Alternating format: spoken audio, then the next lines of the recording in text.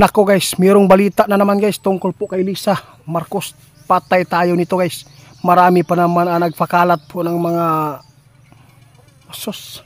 vlog po sa social media. No?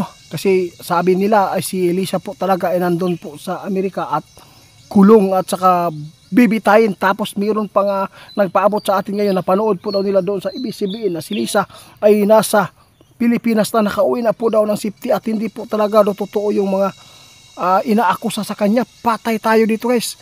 Damay tayo nito kaibigan. O kaya nandito ako, nag-alala po ako baka po makasuhan tayo dito pagtapos sus na ko tinuod baka ni. Oo, kaya nandito ako. Gusto kong malaman mo, gusto ko rin maipaabot sa inyo na itong katanungan ng mga tao. Kasi sabi po nila, totoong si Lisa ngayon nandito po sa Pilipinas. Nakita daw nila na binabalita. Oo, hindi po talaga totoo po daw yung nangyayari po doon sa Amerika. Yung namatay po ba na kasama po nila. Totoo. Gusto kong malaman po sa inyo kaibigan, ano po ba kaya ang nangyayari?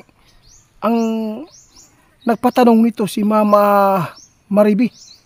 Yun po ang nagpatanong sa atin na pwede po ba itanong ninyo? Nakita namin po yung yung balita po sa ABS-CBN na si Lisa Marcos ay kasama na po daw ni PBBM. Nandito na po daw sa Pilipinas. Ano po ba ang katotohanan? Kasi nakakatakot po ito kaibigan. Marami pa naman po nagpalabas po sa social media na si Lisa. Isa na po tayo doon naghula po doon na totoo po yung akusa po sa kanya na meron silang kasama na namatay po, na inimbestigahan po ngayon dahil po sa nasubrahan po sa paggamit po daw ng pulburon. Patay tayo nito kaibigan. Ano po ba ang katotohanan po dito? Oo nga, nakakatakot po ito pag totoo ito kaibigan, pag dito po talaga si Lisa sa Pilipinas. Impas, ang dami pong makasuhan ito at saka meron po daw dadamputin po dalawang DDS po dito na supporters po ng mga Duterte. Meron po daw pupusasan po ng mga NBA. Parang nakakatakot po ito kaibigan. Ito po ang sinabi ng ating kaibigan, hindi po tayo na maisali sa kaso yan, hindi naman tayo naninira. Nagpapaabot lang tayo sa mga katanungan ng mga tao at saka yung ipinapaabot po natin, totoo naman po yan, di ba? Pero kaibigan, gusto kong malaman po, totoo po ba ito na si Lisa Marcos ay nandito na po daw sa bansa natin? Guys, ito lang po ang masabi natin sa lahat po na nagtanong. Yung nakita po ninyo doon sa ABS-CBN, no? Hindi po tayo pwedeng maniwala kaagad kasi pwede po yan ma-edit at saka maghintay na lang po tayo kung ano man po ang mailabas po ng mga balita tungkol po sa kalagayan po ni Lisa Marcos doon sa ibang bansa. Basta ang kasama po talaga niya ay totoo po talaga na namatay at saka inimbestigahan po talaga at saka yung mga nagpapaabot po sa social media na mga sobra-sobra po na mga fake news, huwag po kayong magpapakalat kasi po totoong binabantayan na po ngayon ang mga DDS na mga supporters ng mga Duterte sa NVI kasi parang gusto na po talaga nila na pahigpitan ba para po ay lalong mabigyan po ng hustisya ng paninira po kaya tawag dito kay Lisa sa mga Marcos. Sa lahat po ng naghihintay po sa sagot ng ating kaibigan doon lang po daw kayo maniwala kung makita po talaga ninyo na kasama ni BBM po ngayon si Lisa sa kanyang mga speech sa social media. Yung mga baka mga bagong mga update po ngayon, dapat po talaga doon po inyo makita. Basta sinabi na ating kaibigan noon hindi po siya na magkakamali nito na si Lisa ay wala po talaga dito.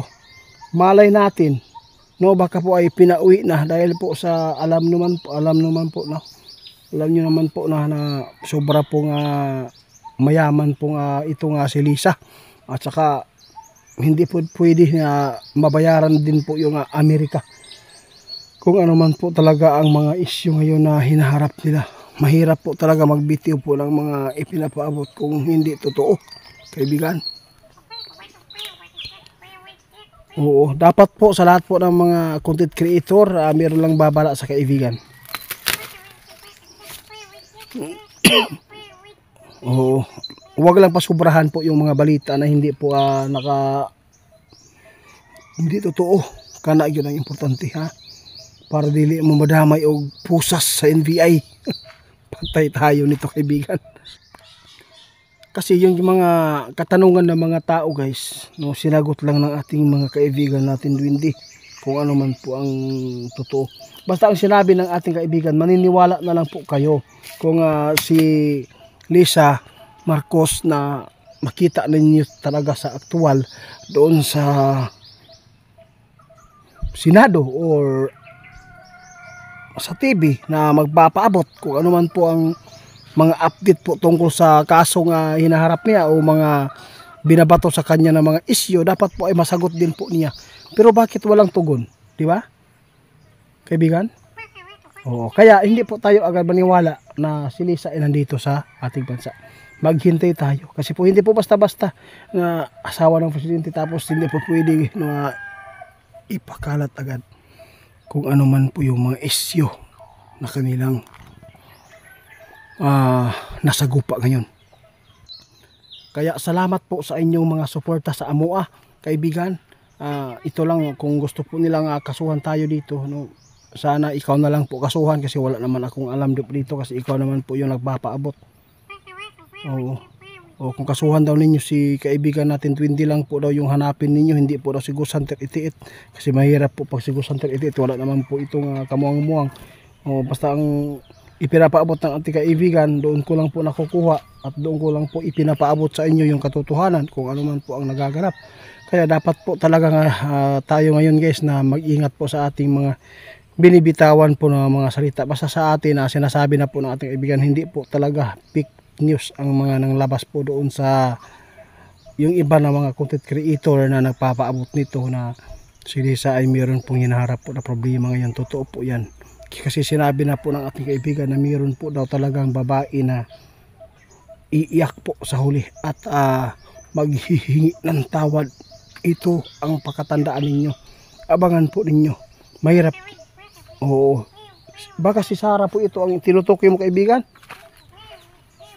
Anong tingin mo, si Sarah iiyak po ba ito sa huli? Hindi yan iiyak, guys. Alam po nila ang kanilang ginagawa ngayon, no? Basta abangan na lang po natin, guys, kung ano man po mga magaganap po dito. Nagkakahiya lang po ito, kasi po ang dami pa naman nagpapaabot po dito sa ating bansa at saka doon sa ibang bansa na yung mga Marcos ay gumagamit po ng pulburo. Nakakahiya po ito sa sa mga kamag-anak. Kawa ba, looy. Hinahinay lang po kayo manira, ha? Kung totoo man ito, pabayaan po natin ang husgado na lang po ang pagbigay po ito ng mga ipapaabot. Salamat, kaibigan.